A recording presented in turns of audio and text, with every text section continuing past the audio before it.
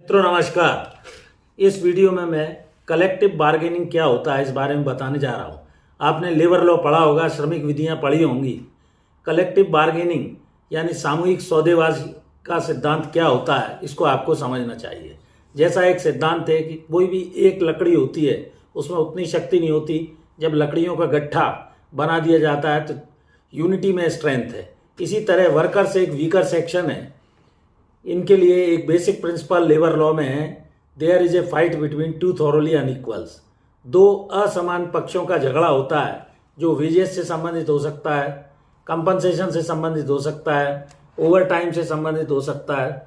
इस तरह की कोई भी समस्याएं वर्किंग आवर्स से संबंधित होता है। कलेक्टिव बार्गेनिंग के द्वारा, जिसका एक बेसिक प्रिंसिपल है, सारे वर्कर्स की एक यूनियन होती है, वो यूनियन के माध्यम से कोई भी डिस्प्यूट को कोर्ट में उठा सकते हैं।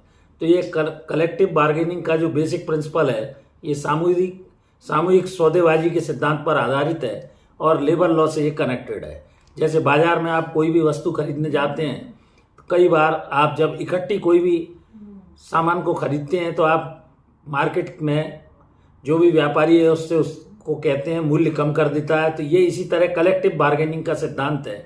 बहुत सारे जब लेबर मिलकर अपनी बात रखते हैं तो उस बात का मैनेजमेंट के समक्ष अधिक वजन रहता है और मैनेजमेंट को भी परेशानी देखते हुए सभी, चूंकि श्रमिकों की एक सामान्य समस्या है, उसको दूर करना होता है। इसी को कलेक्टिव बार्गेनिंग का प्रिंसिपल कहते हैं।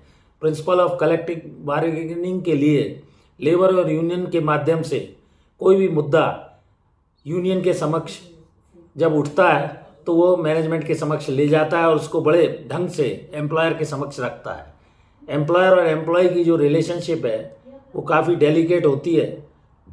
सुपीरियर पोजीशन पर जब कोई भी इंडस्ट्रियल डिस्प्यूट को मैनेजमेंट के समक्ष रखा जाता है तो मैनेजमेंट को झुकना पड़ता है, क्योंकि काम बंद हो सकता है, स्ट्राइक हो सकती है, लॉकआउट हो सकता है, कोई भी ऐसे काम।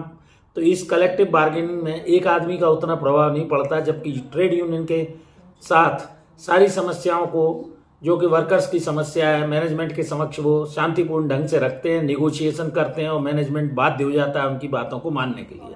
ये वेजेस से संबंधित हो सकती हैं, वर्किंग कंडीशन से संबंधित हो सकती हैं, मजदूरी से संबंधित, सेवा की शर्तों से संबंधित, बोनस से संबंधित। इसके अलावा बिहेवियर, कोई उनके जो वर्किंग आवर्स हैं, कम ज़्यादा उनको कब इंटरवल मिलेगा, कितने घंटे काम करेंगे, कितना ओवर टाइम मिलेगा। तो ये सारे टू वे प्रोसेस है जिसके अंदर वर्कर्स की समस्या को मैनेजमेंट के समक्ष रखने के लिए ट्रेड यूनियन रखती है। गिव एंड टेक है, तो इसमें इंडस्ट्रियल हार्मनी बनी रहती है, रिड्यूस, इसमें कन्फ्लिक्ट्स जो है कम होते हैं, इंडस्ट्रियल डिस्प्यूट कम से कम होता है, इंडस्ट्रियल रिलेशन अच्छे बने रहते हैं, लिविंग वेजेस भी मिल जाते हैं, म्यूचुअल ट्रस्ट बना रहता है। तो ये कलेक्टिव बार्गेनिंग का जो एक सिद्धांत है, सामूहिक सौदेबाजी जिसे हिंदी में कहा जाता है, ट्रेड यूनियन के माध्यम से वर्कर्स उठाएं तो ज़्यादा अच्छा होगा। और कोशिश तो यही रहे कि जिस भी स्थिति में मैनेजमेंट आपको अच्छे से रख रहा है उससे अनावश्यक कोई कन्फ्लिक्ट न करें। तो there is a fight between two thoroughly unequals, one is exploiter and another is exploited.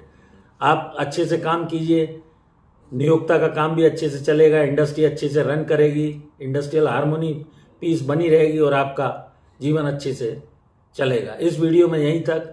मैं समझता हूँ मैं कलेक्टिव बार्गेनिंग के सिद्धांत को आपको समझाने में सफल हुआ। जुड़ जाइए पैरामीटर ऑफ लॉ चैनल से। Thank you for watching this video.